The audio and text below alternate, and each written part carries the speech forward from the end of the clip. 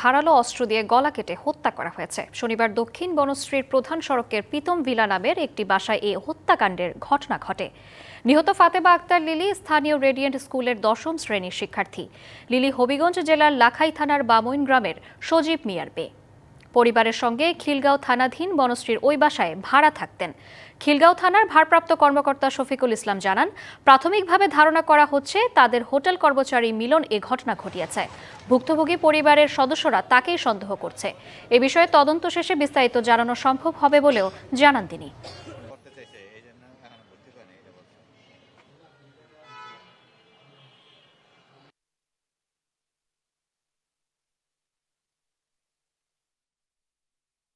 আমরা ট্রিপল নাইনের সংবাদ পেয়ে ঘটনাস্থলে সাব ইন্সপেক্টর পাঠাই। পুলিশ গিয়ে দেখতে পাই রক্তাক্ত অবস্থায় আছে এবং তার গলায় কাটা জখম আছে।